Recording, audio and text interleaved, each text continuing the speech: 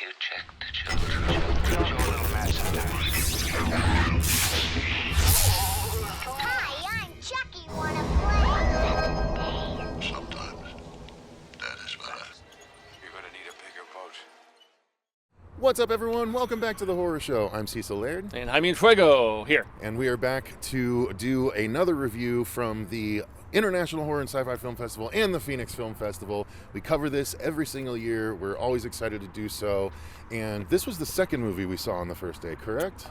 Might have been the first, actually. Might have been the first. Okay, yeah. so maybe this that's is the right, first because review I you're saw seeing. I don't know. McCurdy Point after later that night when you. Yeah. So I don't know where in the sequence of all these reviews this one's going to fall, but this doesn't come out till May in theaters. Though, okay, so this is one that's it quite, doesn't matter. We're quite, still quite gonna ahead. put out the review. Oh yeah, exactly. But I mean, anyone yeah. watching this is going to have a tougher time trying to Indeed. check out Nicolas Cage in The Surfer. The Surfer, or the surfless. It's trying so hard to surf. I just want to catch those waves, man. Yeah, and this one, so my overall thoughts on this were I did not enjoy this one. Like, we got Maximum Cage, which is fine, but it's a different kind of Maximum Cage. Mm-hmm. We get a soupçon of the intense, crazy yelling Cage, but this was a different sort of over-the-top caginess. Right. But overall, it was an exercise in monotony to me, because it was just bad thing after bad thing after bad thing after bad thing after bad thing after bad thing after bad thing after bad thing after bad thing,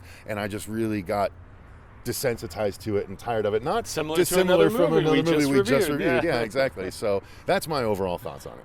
I was very entertained by this movie. I didn't love it, but man. I mean, Cage, he's playing a little more of, like, I guess, kind of a simpy character in this, one who's just, like, getting bullied around. This was really like the beach bully, dark comedy thriller of sorts, taking place in Australia and everything. And he's an American dude who wants to move back there and whatnot. But I don't know, I was amused by just the escalation of just the wackiness of this film, how it just kept going, just more and more absurdist with everything, and then it veers into some psychedelia in the third act, which I did really enjoy and thought was visually shot very well. Lonkin Phineas, and I'm trying to remember his name. Anyway, he did a film called Vivarium that I quite enjoyed, that had Imogen Poots and I want to say Jesse Eisenberg. Yeah. I always get him and Michael Cera. I think everybody gets those two mixed up.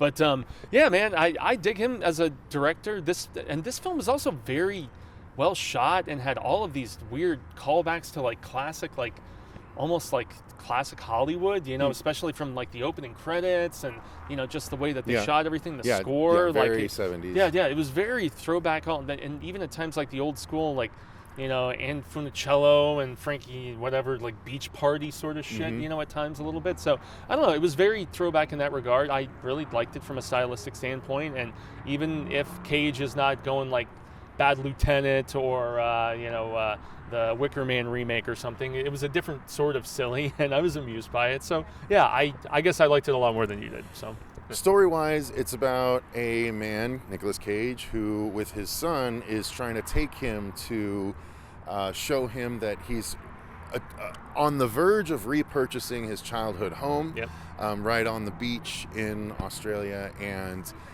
he's about to close the deal. But little things keep popping up, and a new thing has popped up where there's a new buyer, and so he has to wait around for a call in this area. But before that, he tries to take his son to go surfing, and when they go down to the beach, they are very quickly met with a few of the locals that are very hostile and said, "Don't live here, don't surf here." Yep. And so they're forced to kind of back off after especially being told by the leader of said crew that, hey, it's just a good idea, you should just go. So they go. The son ends up going back to his mom for a while, and Nicolas Cage stays there because he has to wait to find out what's going on with the house. Yeah, and there's a series of events that further entrench him. That just further entrench him there. It's like one thing after another, making it less and less likely that he could actually leave. Right.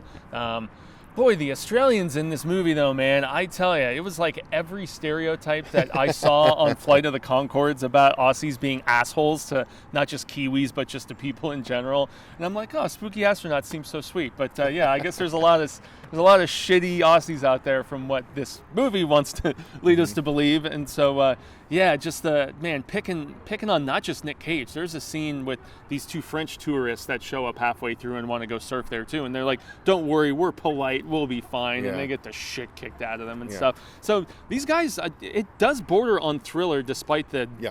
pitch black comedy of it all, in the fact that these guys are very threatening and just absolutely awful in every regard. And then they've got this weird, almost like cultish thing going on too, which I don't know how much that subplot worked for me, honestly. I hate cult stuff anyway. Yeah, so. I'm not a big fan. So that I thought was a little bit weird. But I did really I could relate to Nick Cage and just this plight of wanting to recapture his childhood, and just so and there's other things he's trying to reconnect with too, most notably his son, Right. his estranged wife, who's already with somebody else, and he hoping to patch things up. Yeah. Good luck, buddy. But he is a little bit pathetic in this, and I kind of enjoyed seeing him not be the brash, whatever sort of guy in this. I just don't have fun watching someone like that for a full movie. Yeah. As shit just keeps happening, Yeah. and getting worse and getting worse and getting worse and getting worse and getting worse. Yeah, and then we do have a third act kind of twist of sorts with shifting allegiances and whatnot. But even they didn't stick with that. Like, if they had stuck with that, I was like, okay, this is at least a good payoff for everything. But then they, kind to the of just dark went back to the side. regular They did. story, They and I was did. like, nah.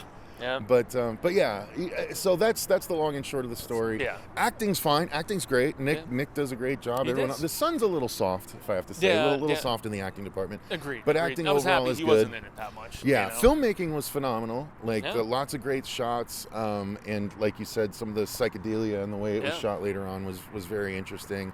And then there's not really much effects to speak of. This is really There's a little just bit of blood, yeah. and some fights and whatnot, but nothing crazy. This is just story and acting for the most very part. much so. And, Yeah, it is character driven in a lot if of you're ways. okay with this kind of film, you'll probably like it more than me. Yeah, which is what that was me. But on that's it. my thoughts. Yeah. That's pretty much as I have to say about this one. Yeah. No, and that's fine, man. It's not coming out in theaters until May, but it is a theatrical release. So if you guys have any interest in seeing Cage cranking it to 11, but in a different sort of way than you typically do, in his very notorious instances of doing such, I would say check it out. And you're saying not so much, No, not obviously. so much, but- Okay, cool. All right. Well, there you so have it, y'all. There you go, guys. That's going to do it for our thoughts on The Surfer.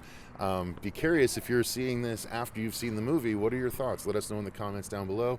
As always, thank you to the people from Allied, of course, Patrick and Monty from the International Horror and Sci-Fi Film Festival, and Jason from the Phoenix Film Festival. Karnak. Thank all of you guys for allowing us to come back and take a look at these movies like we do every year. We love seeing early movies. Damn right, and so very grateful for this. Is our 10th year doing it, so it's been a while. Exactly.